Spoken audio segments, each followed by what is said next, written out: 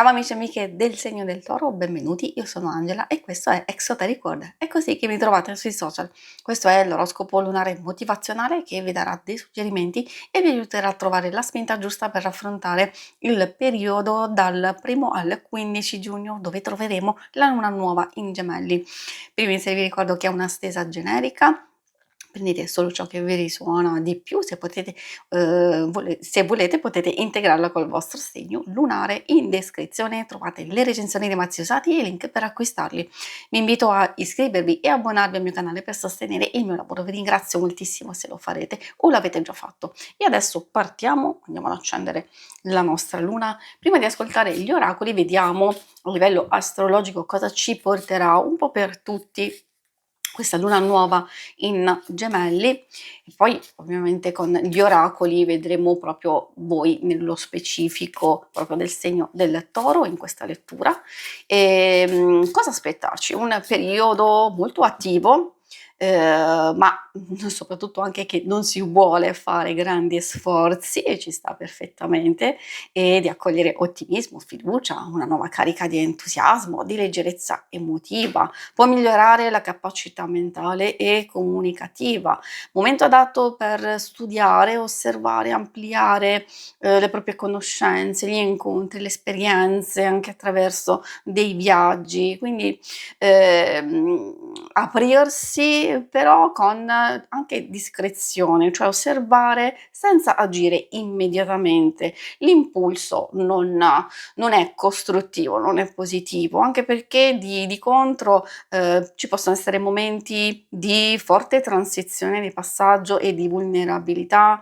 Magari si è per certi aspetti un po' troppo esigenti, ansiosi o scarsa concentrazione, tanta stanchezza e confusione che può portare ad avere delle idee poco chiare.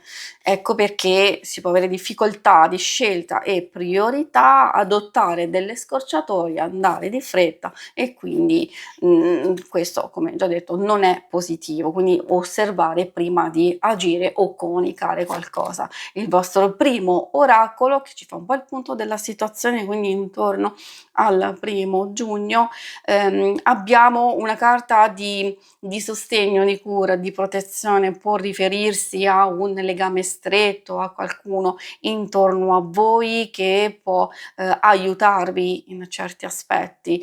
Spesso si tratta di amicizia, di famiglia, non è detto, magari possono riguardare tipo dei problemi o delle cose che ci bloccano, ci confondono nelle questioni più pratiche. Quindi consiglio sempre di ascoltare e cercare di intercettare il consiglio giusto, il messaggio giusto per quello che state vivendo. In senso lato, questa carta comunque ci sta dicendo che si possono attivare o riattivare dei legami importanti, ma proprio per comprenderli meglio e per far sì che ci sia un sostegno molto forte e reciproco.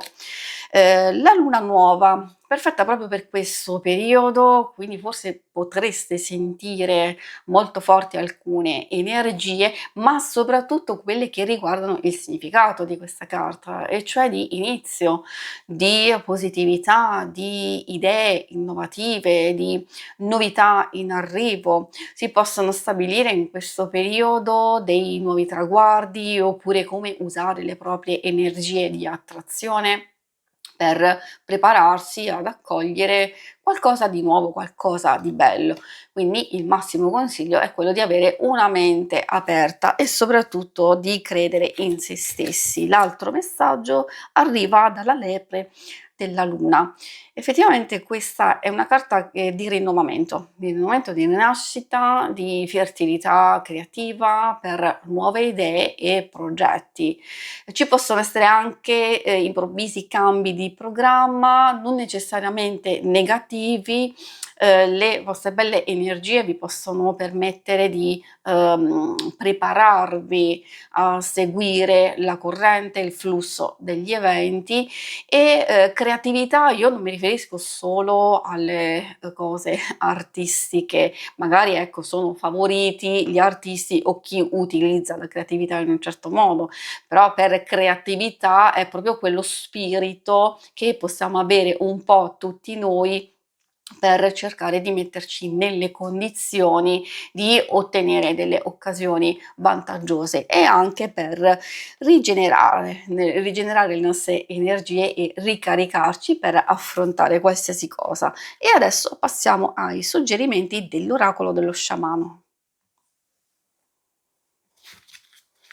Possiamo trovare delle indicazioni che bene o male vanno a confermare quello che abbiamo già detto o intensificarle o trovare altri suggerimenti. Qui abbiamo la carta del coyote, molto interessante perché a livello simbolico ci parla di, come significato della carta appunto, di momento di fare chiarezza e quindi di discernimento. Abbiamo bisogno di riconoscere la saggezza nella confusione, di crescere con l'esperienza, di fare attenzione alle trappole, all'autosabotarsi, alle illusioni e concentrarci, su cosa desideriamo, davvero. Quindi è vero che ci può essere una fase di caos, di confusione, di incertezza, però questo ci insegna a capire che probabilmente dobbiamo esplorare sotto la superficie delle cose, di non fermarci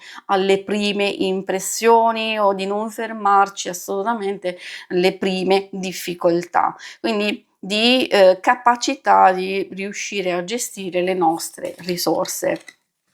E poi vediamo l'altra carta è il testimone. Cosa vuole dirci questa carta? Parlando di ascolto, ci dice di essere, di vivere nel momento presente attraverso gesti quotidiani che siano consapevoli, di accogliere ispirazione, di ricevere messaggi intuitivi, di trovare forza nell'azione e in un certo senso di seguire l'impulso, ma soprattutto di cambiare. Cambiare che cosa? Preconcetti, maschere, convinzioni, che proprio quelli che sono limitanti. Quindi cercare di lasciare accadere le cose, di osservare, di ricevere, di respirare, non al giudizio, ma cercare appunto di lasciarsi accompagnare, soprattutto dalle nostre intuizioni. Il coyote ci può dire anche questo, proprio di sfruttare il nostro intuito. L'ultimo messaggio arriva dalla carta Croce Andina. Qui abbiamo una ripetizione numerologica di 2, il 2 è la dualità per eccellenza, e cioè degli opposti che devono essere integrati, delle fasi importanti di gestazione, di studio, di valutazione, quindi di attenta preparazione. In questo caso ci sta dicendo che possiamo aspettarci effettivamente un momento più favorevole, più consapevole, una nuova saggezza e di capire quando muoverci o quando stare fermi. Per alcuni può esserci un inizio di un viaggio interiore, per altri l'opportunità di alzare lo sguardo oltre la quotidianità, opportunità che in realtà non sono sfumate, cioè se sfumano delle opportunità vuol dire che quelle non sono per voi e non fanno a vostro caso. E invece per altre cercare di concentrarci su una cosa molto molto importante, sull'azione. Ascolto dell'intuito, di magari lasciarsi aiutare, ma soprattutto di metterci in moto. Quindi basta aspettare, bisogna agire e vedrete i vostri risultati. Si conclude qui la lettura, vi ringrazio per avermi seguita. Se volete, in alto a destra trovate il logo per iscrivervi al canale, mentre in basso trovate le schermate per vedere il vostro oroscopo mensile e il settimanale. Alla prossima, vi auguro una buona luna. Ciao!